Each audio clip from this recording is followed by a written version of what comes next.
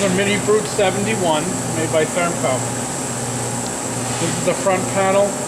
On the rear is the circuit breaker for the main instrument. When you turn that on, you should hear some fans kick on. Then when you come to the front panel, this will all be off. First thing you want to do is turn on the control here. The controls will then light up, show you the set point that was last programmed in and the actual temperature. Also, the excess temperature or over temperature controller will also come on, and you will hear an alarm sound from inside. That's normal. Once that resets itself, it'll then look like it's trying to heat or whatever, but no heating it takes place until you turn on this breaker, which turns on the heating elements. At that point you can, or before you even do that, at point you can set your set points in here. When you turn the heating on, it'll go, and then you can watch it come up. And you can see I've set all these to 800 degrees.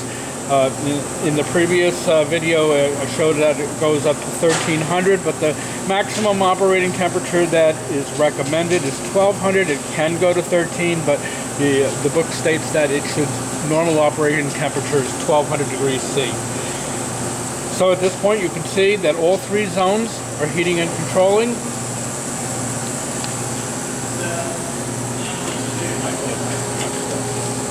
And you can see that we have our glow inside the oven here. And I'm not going to try and push that back in.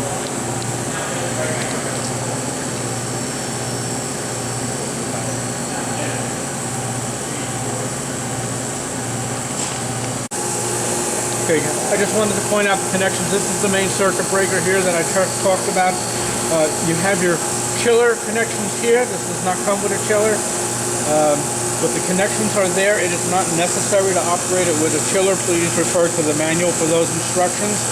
And then our main power cord comes in here.